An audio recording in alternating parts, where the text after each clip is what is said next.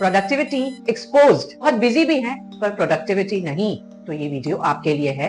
कुछ productivity tips जिनमें कुछ भी ट्रुथ नहीं, सिर्फ मिथ्स हैं, जानते हैं। प्रोडक्टिविटी का मतलब हम सब क्या समझते हैं? कम से कम समय में ज्यादा से ज्यादा काम। पर ये समझ थोड़ी कम सही है। एक्टिविटी और प्रोडक्टिविटी में बहुत फर्क है।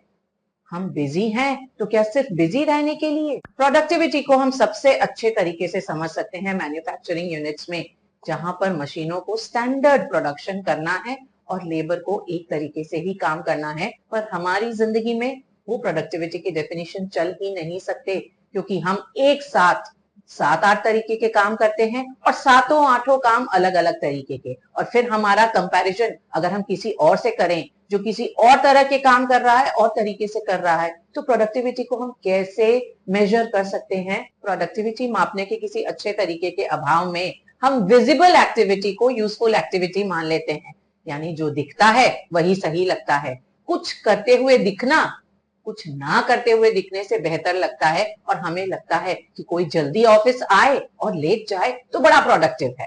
एक्टिविटी और प्रोडक्टिविटी में बहुत फर्क है। सिलाई करते वक्त हमारा फोकस कहाँ होना चाहिए? हम सुई सही जगह पर सेट कर रहे हैं या नहीं, या फिर धागा हम प्रॉपरली बाहर निकाल रहे हैं कि नहीं? तो प्रोडक्टिविटी का मतलब आप इस तरह से काम कर रहे हैं कि आपका फोकस जो काम का काम है उस पर ज्यादा है, ना कि अनइम्पोर्टेंट कामों पर। और काम का काम क्या है?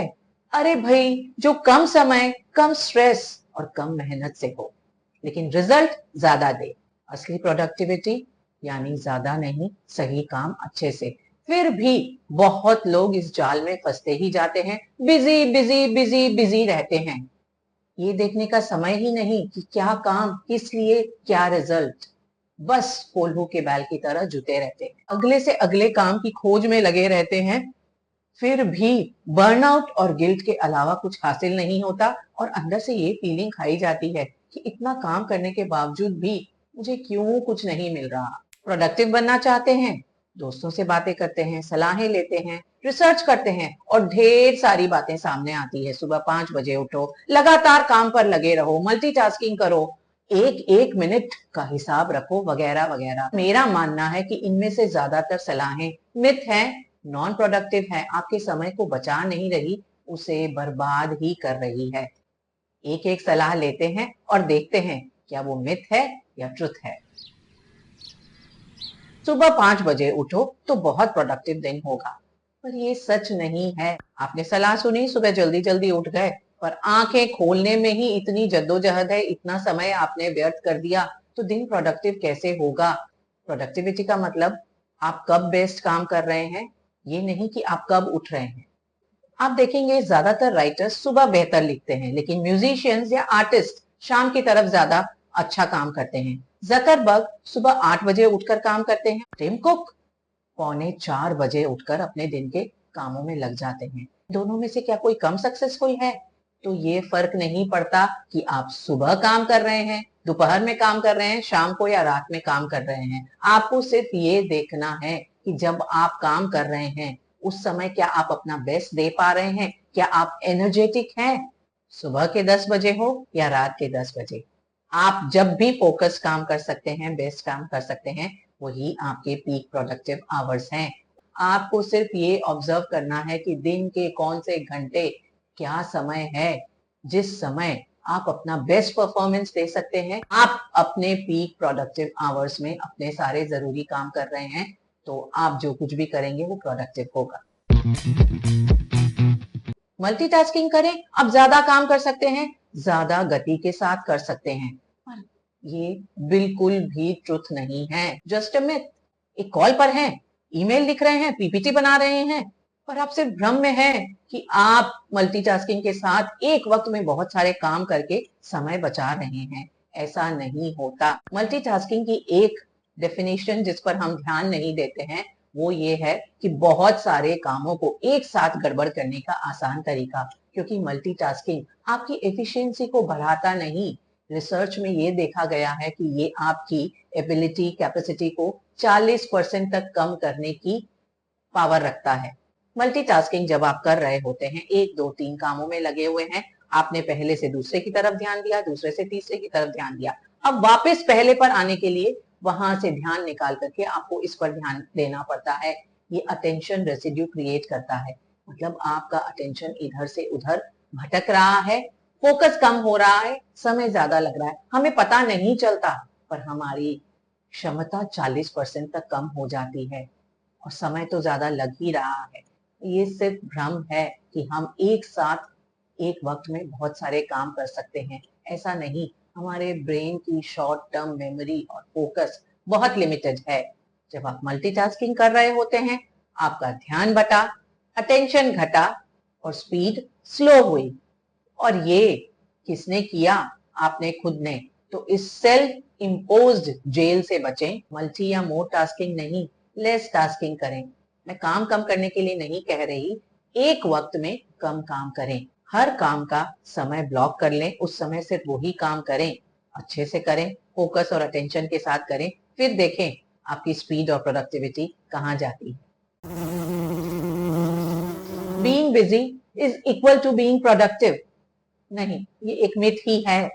क्योंकि मजदूर कितनी मेहनत करता है, उसे छोड़ दें, एक इंटर्न दिन में 100 काम करता है, लेकिन कंपनी का कोई बड़ा ऑफिसर, सीईओ क्या करता है? दिन में 3 मीटिंग्स अटेंड करता है। किस काम की ज्यादा इंपॉर्टेंस है? स्टोर का मैनेजर दिन में 7-8 घंटा स्टोर के शेल्व्स ही अरेंज करता है। स्टोर बिल्कुल अच्छा दिख रहा है, लेकिन सेल्स में कोई चेंज नहीं।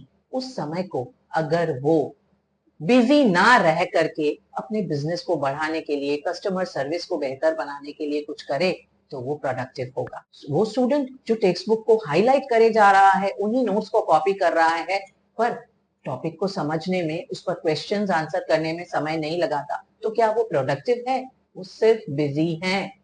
अगर मैं कंटेंट डेवलपमेंट पे बिल्कुल ध्यान नहीं दूं, आइडियाज पे वर्क नहीं करूं, सिर्फ इंटरेक्शन और कमेंट्स पे ही अपना सारा समय लगा दूं, तो क्या मैं प्रोडक्टिव होंगी? नहीं।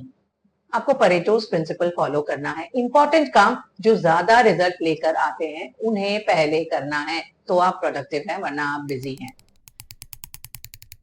बस बिना रुके काम करते जाना है, नॉन स्टॉप काम, आराम ना करना आपकी प्रोडक्टिविटी का साथी नहीं बल्कि दुश्मन है। ज्यादा काम करें तो सफलता मिले, ये तो श्योर है ही नहीं, थक के चूर जरूर हो जाएंगे, इसकी गारंटी है। क्या आप जानते हैं कि कई टॉप एथलीट्स दिन में 11 से 12 घंटा सोते हैं, क्योंकि उनकी बॉडी को रेस्ट और रिकवरी की जरूरत है। जापान जैसी कंट्री में, जहां पे 12 घंटे के वर्किंग डेज होते हैं, क्या लोग ज्यादा प्रोडक्टिव होते हैं? शुरुआत अच्छी करते हैं, पर धीरे धीरे मेंटल फैटीग के कारण उनकी प्रोडक्टिविटी कम हो जाती है। गूगल को तो हम सभी जानते हैं, one of the best places to work in. Employees को इनकरेज किया जाता है कि वो ब्रेक लें, आराम करें, और इसके लिए इनके ऑफिसेज में इतनी सुविधाएं रहती है, जिम्स हैं, उनके इंटरटेनमेंट के जोन्स हैं, कि वो ब्रेक ले करके थोड़ा ज्यादा फोकस्ड होकर काम कर सके। तो प्रोडक्टिव रहने के लिए आपको नॉन स्टॉप काम नहीं करना, समय समय पर ब्रेक लेना जरूरी है। जितने ज्यादा एप्स हम इस्तेमाल करेंगे, उतने प्रोडक्टिव होंगे। कामों को मैनेज करना है, एप्स को नहीं। आज जब हमें इतनी डिजिटल मदद मिलती है, समय को ट्रैक करना, हमने उस समय में क्या किया, ये ट्रैक करना, बहुत सारे एप्स हैं, बहुत सारे एप्स यूज करके लाइफ को कॉम्प्लिकेट बनाने की जरूरत नहीं है। प्रोडक्टिविटी का एक बहुत बड़ा गुण है कि आपके काम आसान है। जब आपने बहुत सारे एप्स की मदद ले ली है ये देखने के लिए कि आप प्रोडक्टिव हो रहे हैं या नहीं, तो आपकी प्रोडक्टिविटी का एक बहुत बड़ा हिस्सा तो उन एप्स को मेंटेन करने में ही चला जाएगा। वॉरेन बफेट की सफलता का रहस्य सिर्फ एक manual to do list. Elon Musk सिर्फ ईमेल और टू डू लिस्ट पर ही चलते हैं। जितने कम एप्स यूज करें और जितने इजी एप्स यूज करें, आप देखेंगे आपके काम बेहतर होते हैं, आप प्रोडक्टिव हैं। हर अपॉर्चुनिटी जो आती है उसे हाँ कर दो जहां तक संभव है। पर ये कहां तक संभव है? स्टीव जॉब्स ने बहुत फेमसली कहा है कि innovation is saying no to 1000 things. अगर आप हर काम को हाँ ही करते जाएंगे, तो आप वो सारे काम भी करेंगे जो इतने जरूरी नहीं है, जो सच में हाँ का मैसेज लेकर आपके लिए नहीं आते। एक रेस्टोरेंट ओनर, उसे जो भी सजेशन मिलता है, जिस तरह का भी खाना बनाने के लिए कहा जाता है, वो अपने मेन्यू में ऐड करता जाता है और अल्टीमेटली उसका मेन्यू कैसा होता है, खिचड़ी की तरह, जिसे वो खुद भी मैनेज नहीं कर पा रहा। एक स्टूडेंट जो ढेर सारे क्लब्स, हर एक्टिविटी में इन्वॉल्व है, उसके पास अपनी पढ़ाई के लिए समय कहाँ से आएगा? आपको देखना है कि आपके काम में सबसे जरूरी एक्टिविटीज क्या है, उन्हीं के लिए जो अपॉर्चुनिटीज आए उसका फायदा उठाएं, और जो दूसरी अपॉर्चुनिटीज आती हैं जो आपको इतना आगे नहीं लेके जाएगी, फायदा नहीं देगी, उन्हें ना कर दें। कई बार कुछ ना करना भी बहुत प्रोडक्टिव है, क्योंकि ये आपकी एनर्जी बचा रहा है। आप बहुत कुछ कर सकते हैं लेकिन सब कुछ नहीं कर सकते। प्रोडक्टिविटी के मिथ्स में ना उलझें, उसके सही रहस्यों को समझें। Find your peak productive hour, single tasking करें, बिजी ना रहें, हाई इम्पैक्ट कामों को करें। हर अपॉर्चुनिटी को हाँ कहने की जरूरत नहीं, ज्यादा एप्स में ना उलझें, लाइफ को कॉम्प्लिकेटेड ना बनाएं, और एनर्जी रहे आप में, प्रोडक्टिविटी बनी रहे, इसके लिए ब्रेक्स लें।